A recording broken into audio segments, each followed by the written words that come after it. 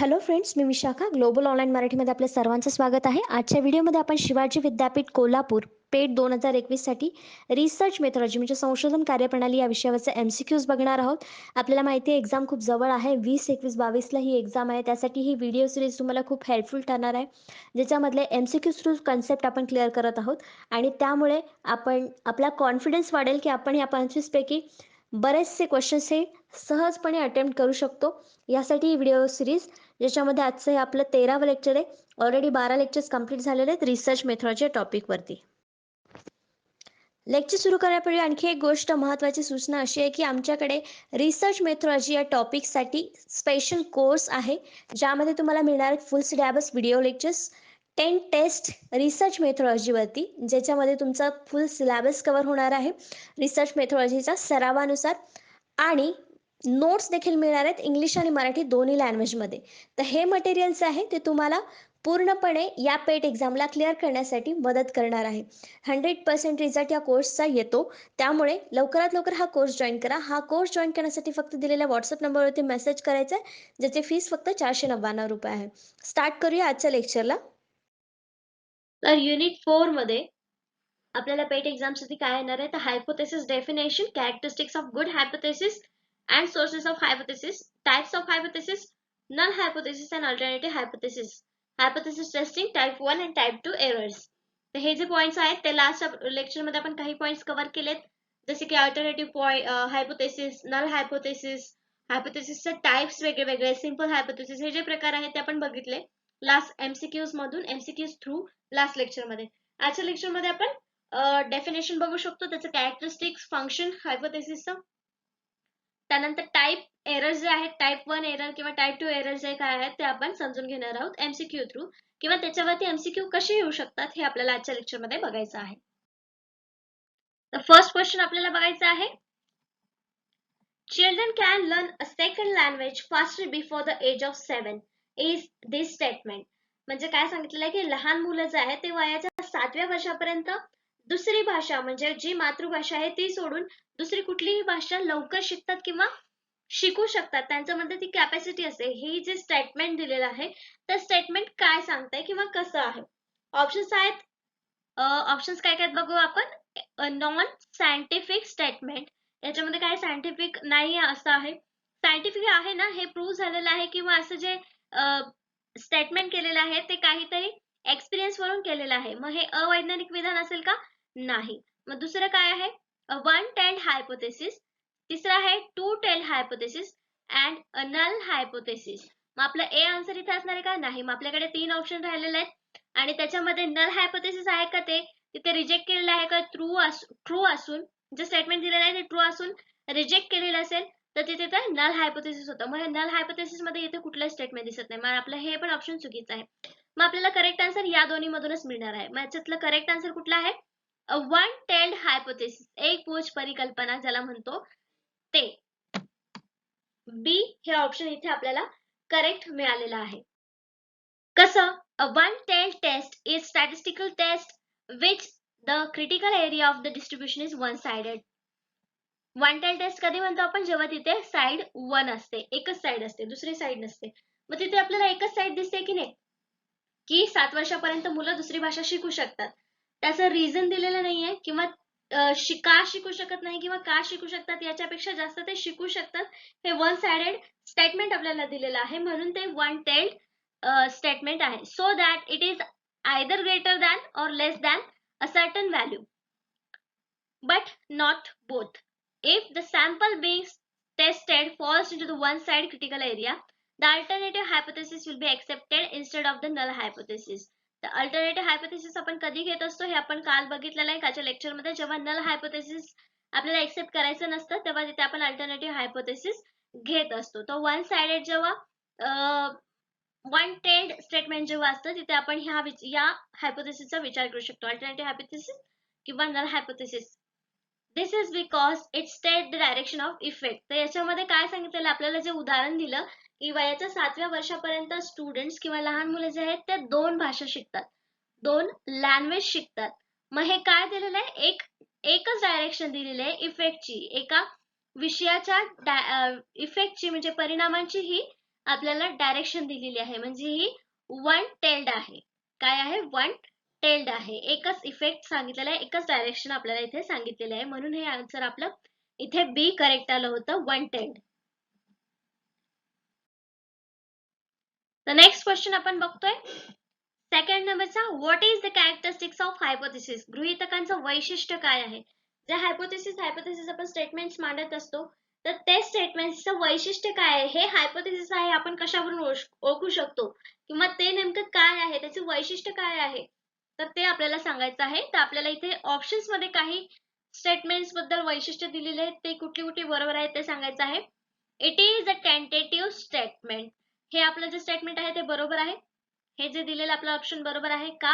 कारण हे तात्पुरतं विधान असतं, जोपर्यंत आपण त्याच्यावर रिसर्च करत नाही, अनालिसिस करत नाही डेटा मिळालेला आणि त्यातून काही प्रूव्ह होत नाही, कन्क्लुजन सेम येत नाही, तोपर्यंत ते एक टेंटेटिव्ह स्टेटमेंट असतं. आणि जे कन्क्लुजन मध्ये प्रूव्ह होतं तेव्हा ते मग एक फायनल स्टेटमेंट होऊ शकतं. पण हे हायपोथेसिस हे टेंटेटिव्ह स्टेटमेंट असतं, ज्याच्यावरती आपण रिसर्च करतो. नेक्स्ट आहे इट्स व्हॅलिडिटी इज अननोन.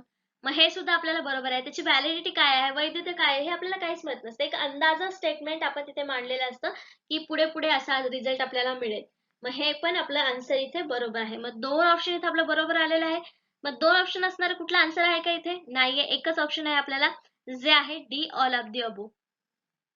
हे तर आपल्याला मिळालं, पण तिसरं पण आपल्याला चेक करायचं आहे. In the most cases it specifies a relationship between two or more variables. बहुतांश घटनांमध्ये हे दोन किंवा अधिक व्हेरिएबल्स बद्दल संबंध निर्दिष्ट करते. मग हे पण स्टेटमेंट आपण लास्ट लेक्चर मध्ये चेक केलं होतं की हे जे आहे वैशिष्ट्य ते हायपोथेसिस आहे, किंवा हायपोथेसिसचं हे काम आहे की दोन व्हेरिएबल्स मधला रिलेशनशिप स्पेसिफाय करणं. म्हणून हे जे तिन्ही स्टेटमेंट्स आहेत, तिन्ही ऑप्शन्स जे आहेत ते हायपोथेसिसचे कॅरेक्टरिस्टिक्स आहे असं आपण म्हणू शकतो. आणि ते तिन्ही कॅरेक्टर असल्यामुळे आपल्याला या क्वेश्चनचा आन्सर काय मिळणार आहे?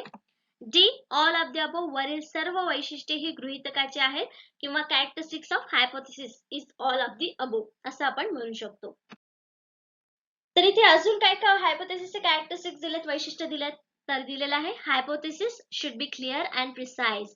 म्हणजे ते शुद्ध क्लिअर असलं पाहिजे, प्रिसाइज असलं पाहिजे, तेव्हा आपल्याला रिसर्च करण्यासाठी ते उपयुक्त ठरणार आहे. Hypothesis should B capable and being tested.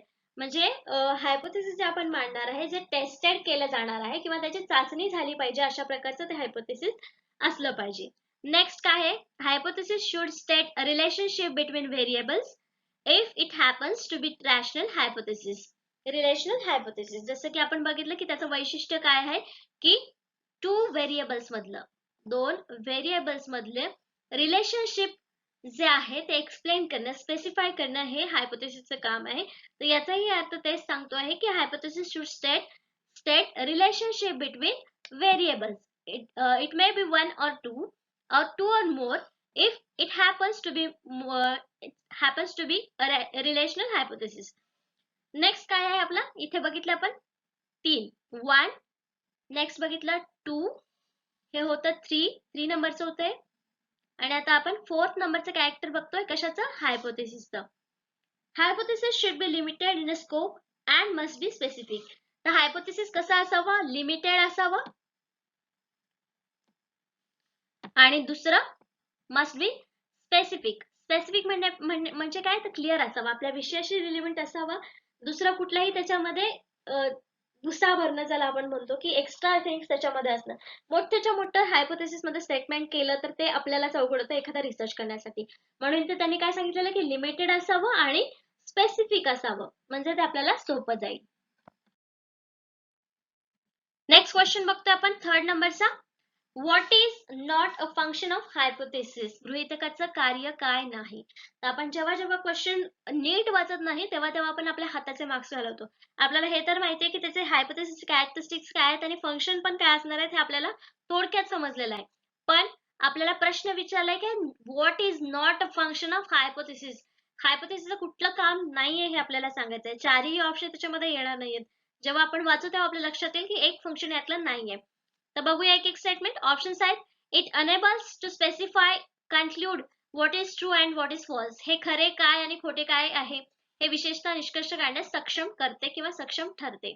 तर हे स्टेटमेंट बरोबर आहे. कशासाठी आपण हायपोथेसिस मानतो की जे खरं आहे किंवा काय खोटं आहे हे काढण्यासाठी एक स्टेटमेंट किंवा निष्कर्ष काढण्यास मदत करतं. नेक्स्ट ऑप्शन काय दिलेलं आहे आपल्याला, it इन्शुअर्स only information needed will be collected. हे सुनिश्चित करते की फक्त आवश्यक माहिती गोळा केला जाईल.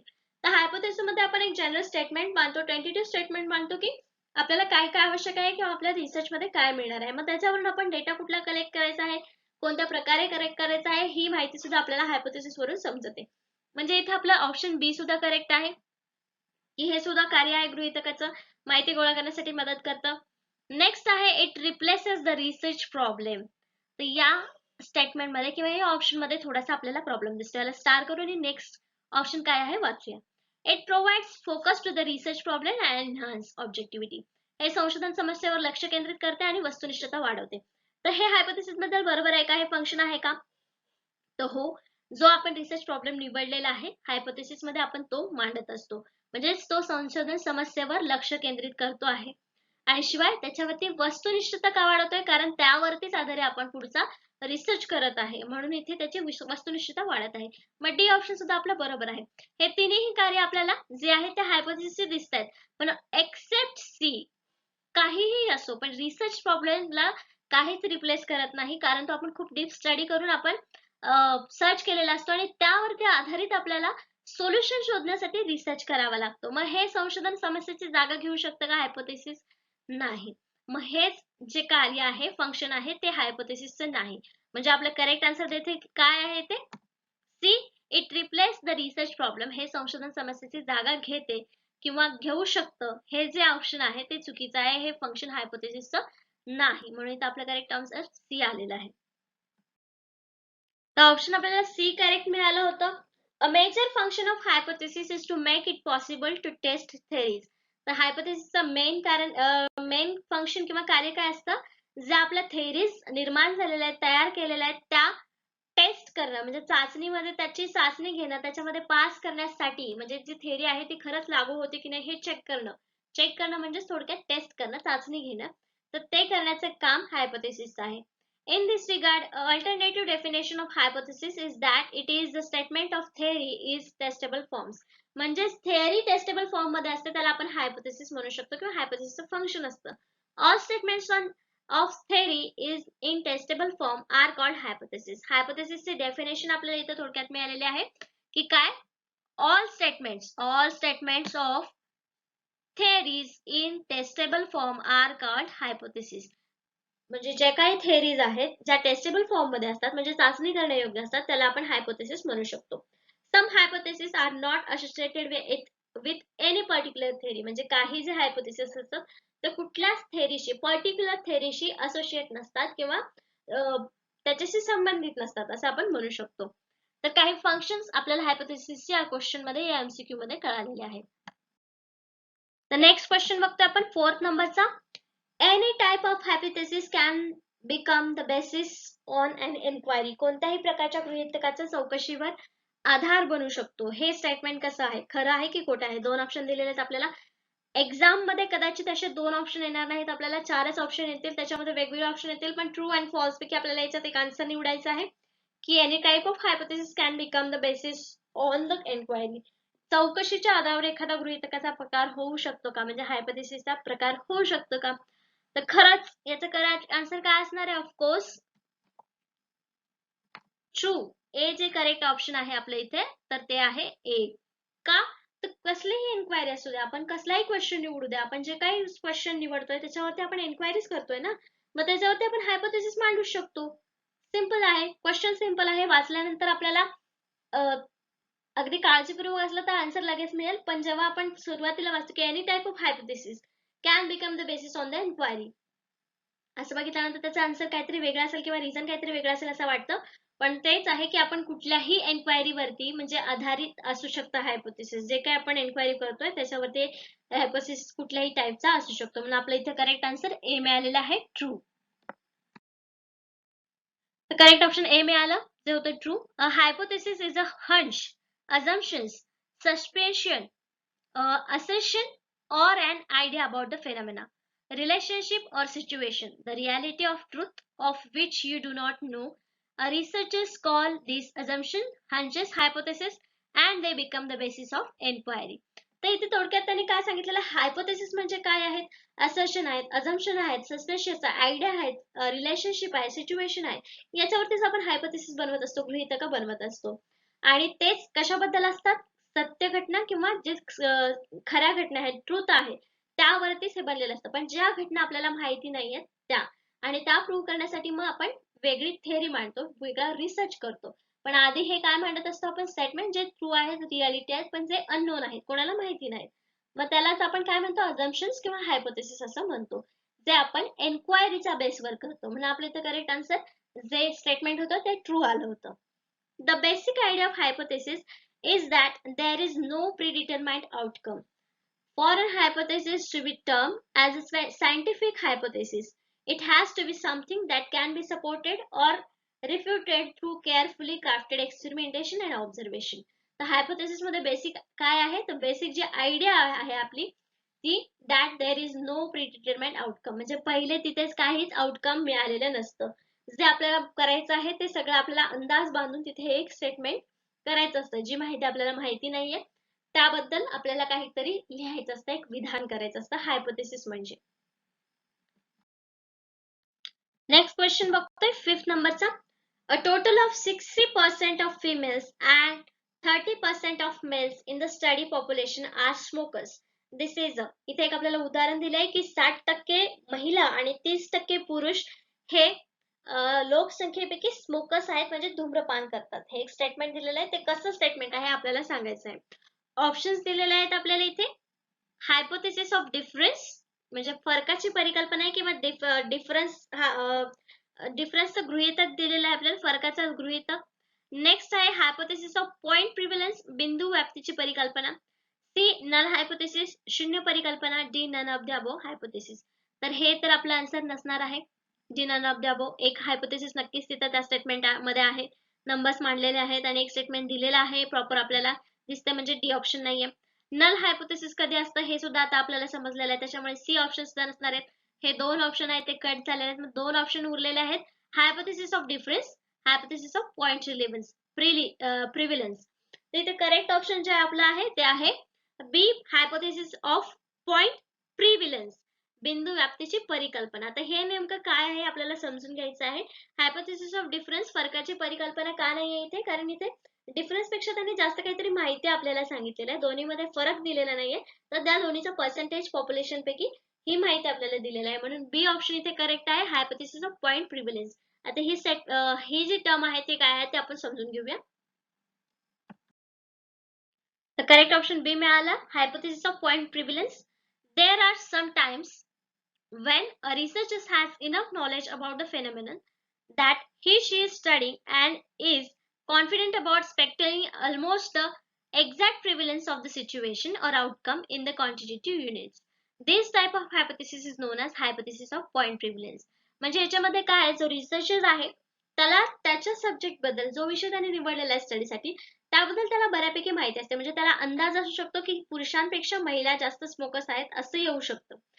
पण जेव्हा कॉन्फिडेंट असतो त्या विषयाबद्दल आणि रिझल्ट सुद्धा आपल्याला सेम मिळतो आहे, situation outcome in quantitative units मध्ये तेच रिझल्ट आपल्याला मिळतो आहे, तेव्हा तिथं आपण हायपोथेसिस ऑफ पॉइंट प्रिव्हलन्स पॉइंट का वापरलेला आहे, कारण ऑलरेडी त्याच्याबद्दल आपल्याला थोडीफार माहिती आहे आणि ते प्रूव्ह होत आहे, कॉन्फिडेंटली माहिती मिळालेली आहे ती तिथे प्रूव्ह होते, आउटकम मध्ये आपल्याला ती मिळते, म्हणून तिथे आपण हायपोथेसिस ऑफ पॉइंट प्रिव्हलन्स हे टर्म वापरलेली आहे. तर कळालं आपल्याला हायपोथेसिस ऑफ पॉइंट प्रिव्हलन्स म्हणजे काय, ऑलरेडी माहिती आहे आणि आपल्या रिझल्ट मध्ये रिसर्च केल्यानंतर देखील तोच तसाच रिझल्ट आपल्याला मिळतो आहे, त्याला आपण point of hypothesis point of prevalence असं म्हणू शकतो.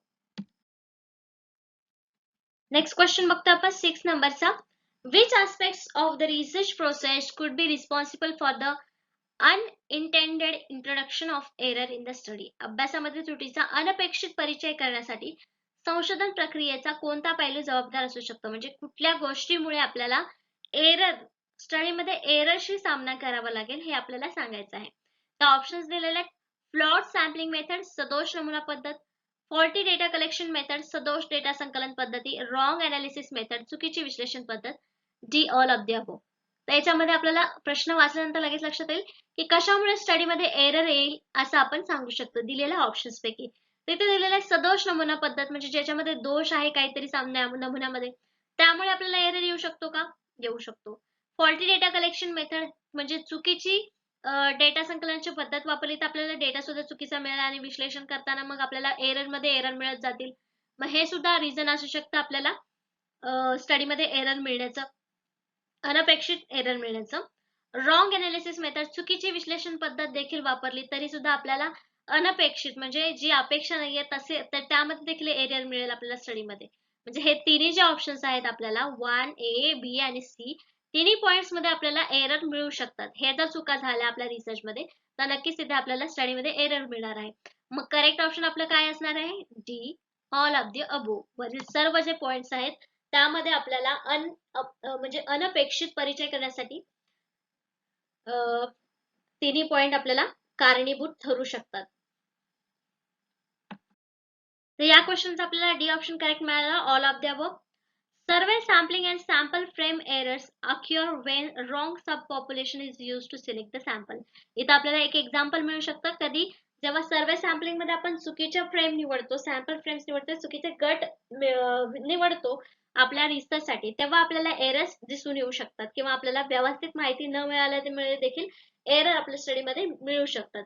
Or because of variation in the number of representativeness of the sample that responds, but the resulting sample is not representative of population concern. The sample is not a representative of population concern.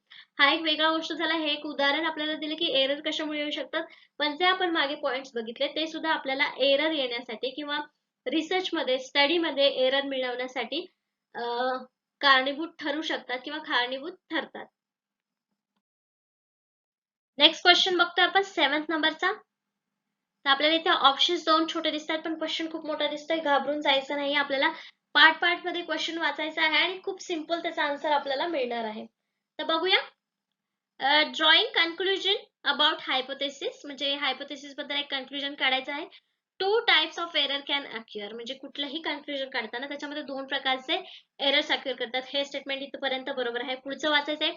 A type 1 error where the null hypothesis is rejected when it is actually true, and the type 2 error where the null hypothesis is accepted when it is false. तर गृहीतकाबद्दल निष्कर्ष काढणे 2 प्रकारच्या त्रुटी उद्भवू शकतात. एक प्रकार त्रुटी जे आहे जिथे शून्य परिकल्पना प्रत्यक्षात सत्य असताना नाकारली जाते, आणि एक प्रकार 2 त्रुटीमध्ये जिथे शून्य परिकल्पना चुकीची असेल तेव्हा स्वीकारली जाते. तर त्यांनी काय सांगितलेलं आहे? एक टाइप 1 एरर आणि दुसरा टाइप 2 एरर. हे 2 एरर आपल्याला असतात रिसर्च मध्ये, हायपोथेसिस मध्ये आपल्याला माहिती आहे. मग स्टेटमेंट मध्ये काय दिलेलं आहे त्यांनी की टाइप 1 एरर कधी होतो? जेव्हा हायपोथेसिस जे आहे, नल हायपोथेसिस जे आहे ते रिजेक्ट केलेलं आहे. पण कधी? जेव्हा ते ट्रू आहे.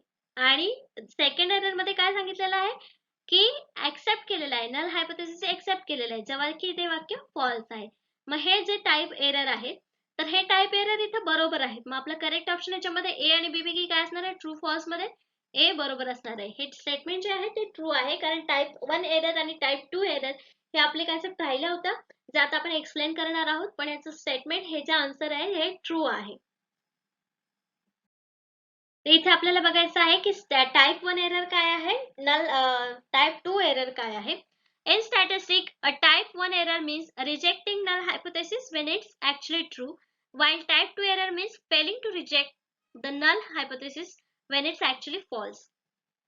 The failing to reject means it is accepted, right? मग इथे 2 दिलेले आहेत, टाइप 1 आणि सेकंड दिलेला आहे टाइप 2. तर नल हायपोथेसिस आपण असं लिहितो, नल हायपोथेसिस, आणि इकडे पण आपण लिहूया null hypothesis.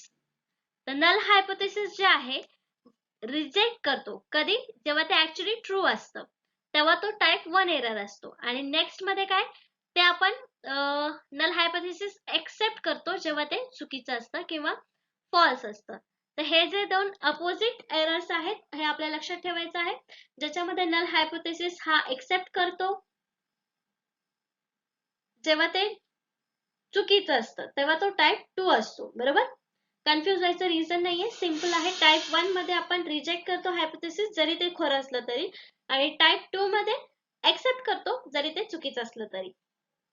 The risk of making type 1 error is significance level that you choose. That's a value that you set at the beginning of your study to access the statistical probability of obtaining your result. The significance level is usually set at significance level कुठे ठरलेले असते 5% ला 0.5. This means that your result only have 5% chance of occurring or less if the null hypothesis is actually true. To reduce the type 1 error probability, you can set a lower significance level. The significance level he concept आपण last lecture मध्ये समजून घेतली होती. त्याच्यावरती आपण type error कुठला आहे, 1 आहे की 2 आहे हे प्रोबॅबिलिटी वरून आपण त्याचा काढू शकतो. तर टाइप 1 एरर आणि टाइप 2 एरर हे कन्सेप्ट क्लिअर झाले असतील. नेक्स्ट क्वेश्चन बघतो आपण 8 नंबरचा. If we reject the null hypothesis we might be making. तर टाइप 2 आणि टाइप 1 एरर आपल्याला समजलेले आहेत. त्यापैकी कुठला आन्सर इथे असणार आहे हे आपल्याला सांगायचं आहे. जेव्हा नल हायपोथेसिस आपण रिजेक्ट करतो, कधी रिजेक्ट करतो? टाइप 1 एरर कधी येतो? जेव्हा ते आपण रिजेक्ट करतो खरं असताना, आणि जेव्हा एक्सेप्ट करतो चुकीचं असताना तेव्हा टाइप 2 एरर येतो. हे तर आपल्याला समजलं. मग इथे सांगितलं की we reject the null hypothesis we might be making. जर आपण शून्य परिकल्पना नाकारली तर आपण कदाचित बनवत असू. काय बनवत असू? तिथे ऑप्शन्स दिलेले आहेत. Type 1 error, type 2 error, a correct decision और अनप्रिडिक्टेबल अनअपेक्षित. त्याचं करेक्ट आन्सर काय असणार आहे? टाइप 1 एरर इथे सांगितलं की जे स्टेटमेंट आहे म्हणजे नल हायपोथेसिस हे ट्रू आहे जेव्हा आपण रिजेक्ट केलंय. टाइप एरर 1 नाहीये तिथं कारण त्यांनी ट्रू आहे सांगितलेलं नाहीये. टाइप 2 एरर आहे का? नाही, कारण तिथे नल हायपोथेसिस त्यांनी एक्सेप्ट केलेलं नाहीये. आणि नंतर सी ऑप्शन आहे करेक्ट डिसिजन. पुढचं काहीच त्यांनी दिलेलं नाही की स्टेटमेंट 1 आहे की 2 आहे, म्हणजे तिथे आपण कुठलाही एरर बनवत नाही किंवा योग्य निर्णय घेत नाहीये. मग आपलं करेक्ट आन्सर इथे एकच असणार आहे, जे आहे डी, अनप्रिडिक्टेबल अनअपेक्षित. जे उत्तर आहे पुढचं ते पूर्ण स्टेटमेंट झाल्याशिवाय आपल्याला कळणारच नाही. We might be making unpredictable म्हणजे अनअपेक्षित तिथे आन्सर असू शकणार आहे. म्हणून आपलं करेक्ट आन्सर इथे डी आलेला आहे. तर डी ऑप्शन आपल्याला मिळालं होतं करेक्ट, जे होतं की अनअपेक्षित अनप्रिडिक्टेबल. तर ते आहे if there is a less than a 5% chance of result as extreme as sample result if the null hypothesis were true. म्हणजे त्यांनी पण सांगितलं की तिथे काही 5% चान्स असते की null hypothesis हे ट्रू आहे, तर तिथे 1 एरर टाइप हा तयार झाला असता. पण तिथे हायपोथेसिस रिजेक्ट केलेला आहे पण तो ट्रू आहे की फॉल्स आहे हे देखील आपल्याला सांगितलेलं. मग कुठलाही एरर तिथे होत नाहीये किंवा आपला डिसिजन खरा आहे किंवा चुकीचा आहे किंवा हे सुद्धा आपल्याला सांगता येत नाहीये.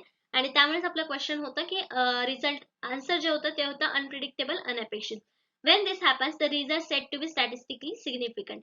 मग याला आपण काय म्हणू शकतो? असं जेव्हा सिच्युएशन येतं तर null hypothesis rejected when there were null hypothesis were true, हे जेव्हा येतं तेव्हा तो स्टॅटिस्टिकली सिग्निफिकंट असतो आणि तिथे कुठलाही एरर आपल्याला सांगता येतो. म्हणून हा स्टॅटिस्टिकली सिग्निफिकंट लेवल असतो किंवा सिग्निफिकंट रिझल्ट असतो असं आपण इथे म्हणू शकतो. नेक्स्ट क्वेश्चन बघतो आपण 9th नंबरचा. Null and alternative hypothesis are statement about. शून्य आणि पर्यायी गृहीतके याविषयी विधाने असतात.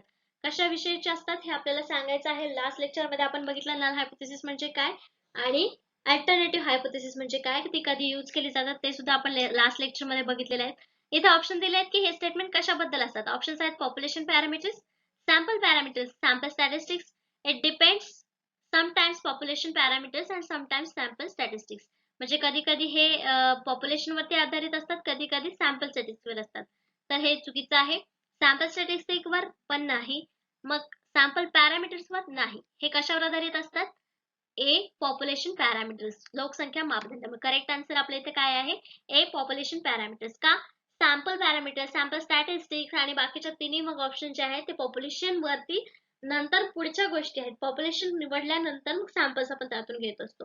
म्हणून नल हायपोथेसिस आणि अल्टरनेटिव्ह हायपोथेसिस हे स्टेटमेंट पॉप्युलेशन पॅरामीटर्सशी रिलेटेड आहेत किंवा त्यावर आधारित ही गृहीतक आहेत, विधाने आहेत. पण आपला करेक्ट आन्सर इथे आपल्याला ए मिळालेला आहे. ए ऑप्शन करेक्ट मिळाला आपल्याला. The null and alternative hypothesis are two mutually exclusive statements about the population. तर हे दोन्ही जे स्टेटमेंट्स आहेत ते कशाशी रिलेटेड आहेत? पॉप्युलेशनशी. A hypothesis test uses sample data to determine whether to reject The null hypothesis, the alternative hypothesis is what you might believe to be true or hope to be proved true. The alternative hypothesis कधी वापरतो आपण? जेव्हा आपल्याला hypothesis true आहेत किंवा true असण्याचे hopes आहेत त्यावेळेस आपण अल्टरनेटिव्ह हायपोथेसिस वापरतो. आणि दुसरं आहे की जेव्हा पॉप्युलेशन वरती आपण हे नल हायपोथेसिस किंवा अल्टरनेटिव्ह हायपोथेसिस वापरतो तेव्हा ते टेस्ट करण्यासाठी चांगले असतात किंवा त्या टेस्ट केल्यानंतर आपल्याला कळतं की सॅम्पल डेटामध्ये ते हायपोथेसिस रिजेक्ट करण्यासारखे आहेत की एक्सेप्ट करण्यासारखे आहेत. म्हणजेच आपल्याला पॉप्युलेशन बद्दल जी काही माहिती मिळते पॉप्युलेशन मध्ये आपण वेगवेगळे टेस्ट घेतोय तर ते स्टार्ट होतात पॉप्युलेशन पासूनच. म्हणून इथे आपलं करेक्ट आन्सर मिळालं होतं की पॉप्युलेशन पॅरामीटर्स वरती नल आणि अल्टरनेटिव्ह हायपोथेसिस हे रिलेटेड असतात किंवा त्यावरचे रिलेटेड हे स्टेटमेंट्स असतात. नेक्स्ट क्वेश्चन बघतो आपण 10th नंबरचा. A type 1 error occurs when we. त्रुटी एक प्रकार एक त्रुटी येते जेव्हा येते आपण जेव्हा काय करतो. म्हणजे आपल्याला टाइप 1 एरर कधी येतो हे सांगायचं. ऑप्शन्स दिलेले आहे. पहिला ऑप्शन आहे रिजेक्ट फॉल नल हायपोथेसिस.